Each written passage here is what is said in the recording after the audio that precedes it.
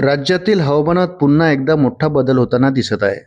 भारतीय हवामान विभागाने एकीकडे पावसाचा इशारा दिला तर दुसरीकडे उष्णतेच्या लाटेचा इशारा दिला.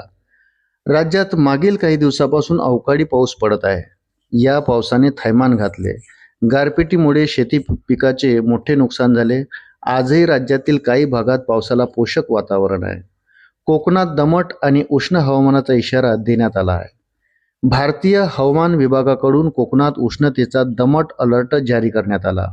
मराठवाड्यात आज विजांच्या कडकडाटासह पावसाचा इशारा देण्यात आला. मुंबई, रायगड, ठाणे आणि रत्नागिरी जिल्ह्यात उष्ण आणि दमट हवामान राहण्याचा अंदाज आहे. उष्णतेचा येलो अलर्ट जारी करण्यात आला. लातूर, धाराशिव, कोल्हापूर, सातारा, सांगली आणि सोलापूर जिल्ह्यामधील काही भागात विजांच्या कडकडाटासह पाऊस होण्याचा अंदाज आहे. राज्यातील पाऊस काही जाण्याचे नाव घेत नाही. सतत पाऊस सुरू आहे. पुढील काही दिवस पाऊस राहण्याचा अंदाज वर्तवण्यात आला. मात्र या सततच्या पावसामुळे शेतीचे नुकसान होत आहे. कोकणात उष्णतेचा इशारा देण्यात आल्याने दुपारी 12 ते 4 पर्यंत नागरिकांनी घराबाहेर पडणे टाळावे. जालन्यात मागील काही दिवसात अवकाळी पावसाने रब्बी हंगामातील पिकाला झोडपले. यामुळे गहू पिकाचे भिजल्याने नुकसान झाले.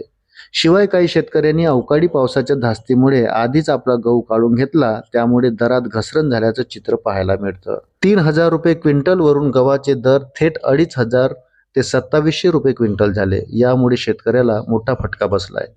दरम्यान दर घसरल्यामुळे उत्पादन खर्च वसूल होणार का, अशी चिंता शेतकऱ्यांना लागली. येवला तालुक्यातील कोडगाव येथील शेतकरी माधव गाडे यांनी वांग्याला अत्यल्प दर मिळत असल्याने 1 एकर उभं वांग्याचं पीक तोडून फेकून दिलं.